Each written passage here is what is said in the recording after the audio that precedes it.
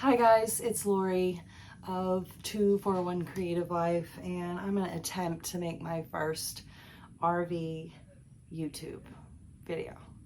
I've got my camera turned the right way this time. That was like my big mistake, my rookie mistake on the first video I ever did. So I'm going to try to remember that going forward. What I'm doing today is, if you've watched any of my stories, which that's all I've been doing really as far as Opal the RV goes on this particular platform. You can go back and watch a couple of those. We had to completely tear out the subfloor and the entire kitchen shelves of Opal the RV because we discovered after we were almost done with our remodel that we kind of got scammed and there was a ton of water damage. So we have taken out the subfloor, and you can watch those shorts to get a little bit of background information on that. We live in Mississippi. It is really hot and it is really humid, as you can imagine. And so we get up early in the morning. We try to get this done. Forgive the bulky cheaters, but they're kind of the only glasses I have that don't slide off with the amount of sweat that happens in here. I don't know, I kind of like them, whatever. So what I'm doing now, we have taken out the subfloor, and I'm going to show you that. Good morning, everybody. This is where we're at with Opal. The floor is out finally. It was no small task getting the particle board floor up. Here is the insulation that is in between the aluminum floor joists. I have a little bit of work to do to plug up some holes. I've got some spray foam, and we're gonna do even further. I'm gonna pack some wool in between all the cracks. Hopefully it'll help a little bit with squeaking and overall just better insulation. I got some 100% natural wool through Etsy, and it's 2 pounds. I have 2 bags of these, so I have a lot. And what I'm doing is, in between the foam insulation board that's in between the aluminum floor joists of an RV, I am running along all the edges and any cracks and any holes and any, valleys, and I am filling it in with wool. It's a natural insulation, and even if it ever was to get damp again, which we pray it does not, then it will still insulate. So if you know anything about wool, and it's really soft. It's a nice quality product. If you want to know where it's from, I can let you know. It's through an Etsy shop. So as you can see here, I've already put some in, and I'm gonna try to put some more because this is a really deep crack. And I just kind of twist it up a little, and I have a spackling knife here, or scraper, I guess, and I just push it into the crack. So this would be the second layer in this particular crack, because this crack it's a big one. And then once I reach to where it's closed up, then I can kind of go back this way and push it back in this way. And this seems to work really well. It doesn't take long. And now I've kind of got double insulation. I can't get this over the top of this one. There we go. Okay. And so I'm just going to go along, and I'm going to do all the cracks and some holes. So I'm going to continue.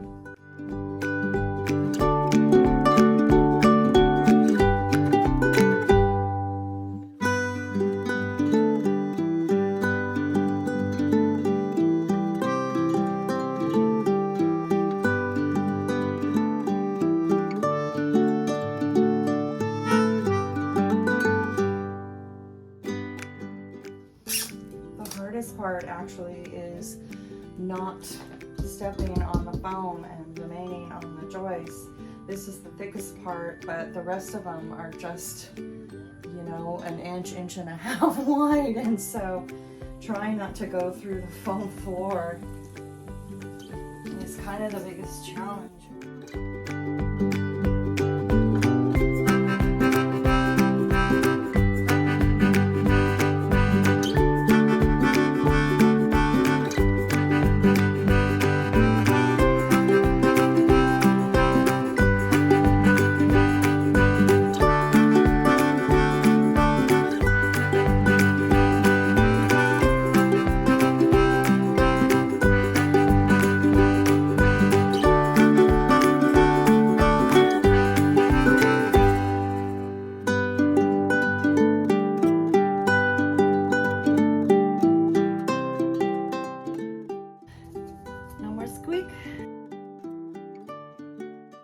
So now you're kind of seeing that I'm learning new techniques. I kind of use it like a saw blade and I go along either side of the wool and kind of tuck it in that way, and then I'll kind of start to maybe roll a little bit.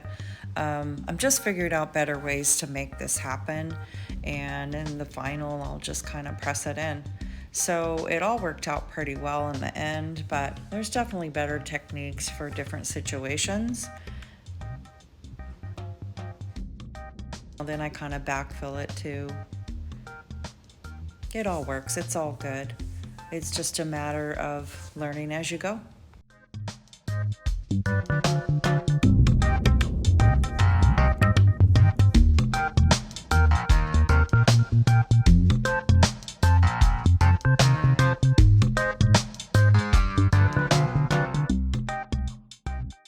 So it does help stop the squeaky noise.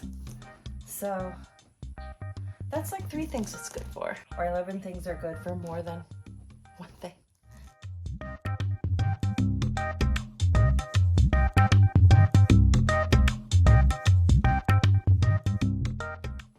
I just wanted to say here that the use of the wool in the floor and in and around the foam insulation, in between that and the floor joists, was nothing that I saw online or was recommended to me. There may or may not be reasons why maybe this isn't a good idea. It's just at this point, because we're not replacing the foam board, and because it is old and it is worn, I just wanted to put something between that and the joists or in any cracks at all to help insulate, number one, to help the foam squeaking, basically, which it does now, of course, and to just overall make for a more solid floor. And I think that so far, the cracks that I've done, I do believe it's helping. They do feel more solid. Of course, we can't walk on them yet because it's just foam, right? There's nothing really underneath it. But when we do put our subfloor down, and it's going to be plywood, and we're going to use that for floor, and that's going to need to go in probably tomorrow. To take this whole rig to Camping World early next week so that they can work on the slides for us. I will let you know about the insulation factor and if it feels better under our feet, and then I can also let you know about the squeaking, which hopefully the plywood floor is going to take care of anyway, right? It should be solid, but anyway, I'm going to continue on with this. Good technique now. I just put a little bit in at a time instead of trying to roll up a whole long, thread of it, so to speak. And it goes in a bit easier, especially on the more narrow cracks. But this is a really narrow crack. I think there's still room to get some in there because this whole piece right here between these two joists is somewhat kind of loose in there. Not really sure why. Maybe I forgot to glue it down or something. So I'm just trying to wedge in, and then I can take like this and just kind of go along. And it's good. It's flush. It's kind of like I jumped in the shower with my clothes on, and I have to keep wearing them. It's so disgusting. It's so disgusting. This is the hardest part about all of this, honestly. I mean, that and the fact that we found the damage that we did. But ultimately, it's the amount of the just overwhelming heat and humidity of this state and the South in general. But I'm kind of, other than the sweat in my eyes, I'm kind of getting used to the fact of just being really disgusting and grimy and sweaty all the time.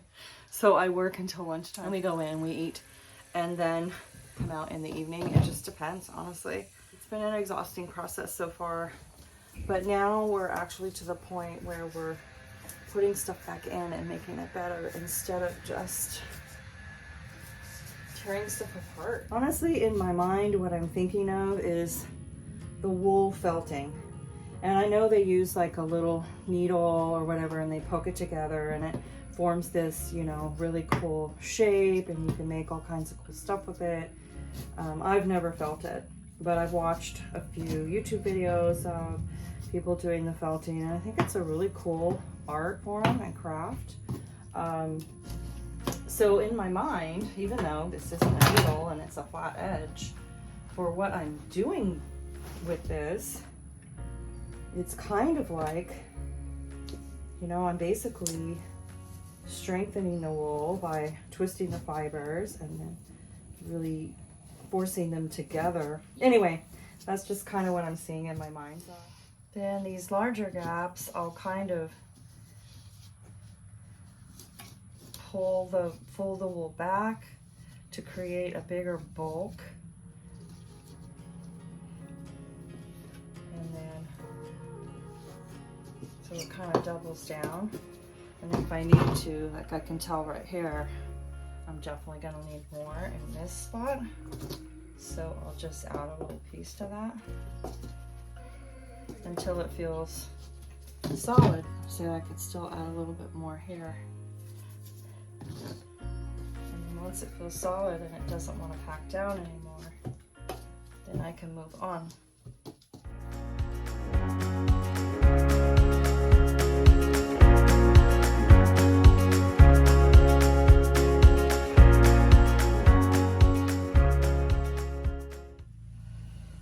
I'm packing it tighter here just in front of the steps because obviously that's a super high traffic area. I want to make sure that once we get the floor down that this doesn't dip at all or squeak, or, you know, if we do come in with muddy boots, which hopefully we're going to have a no shoe policy in here, but you know, sometimes you forget. I just want to make doubly sure that the high traffic areas are packed really well. I mean, already it's so much quieter.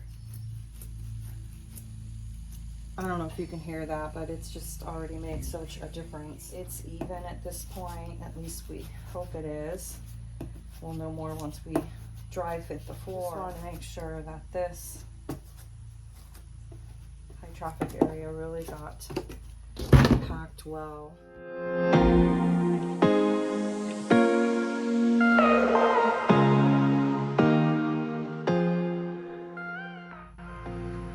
And now there's no more movement and no more squeaking.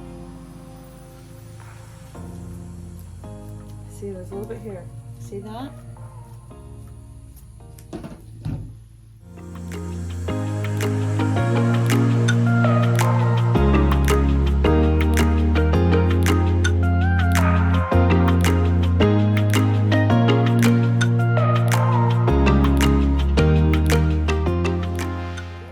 Just kind of help dampen noise and insulate and heat and cold and solidify the floor a little bit and ready me for the actual subfloor and vinyl to go on top. It helps. So here's the before.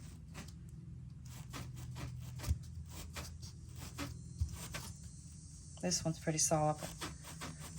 And now I'm going to pack it and we'll do an after.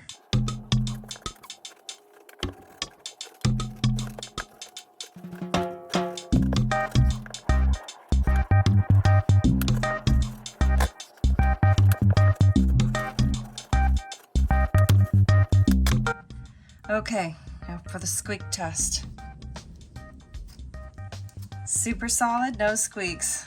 It's so awesome. So right here, I don't know if you can see this very well, but this whole section up front was one of the most damaged parts. It's right underneath the ceiling vent and leaked around the edges or something. So it's pretty damaged. And it's also the area that you walk through from the cab. So it gets a lot of traffic. This cracked in the corner, and so I'm gonna try to get some wool down in here.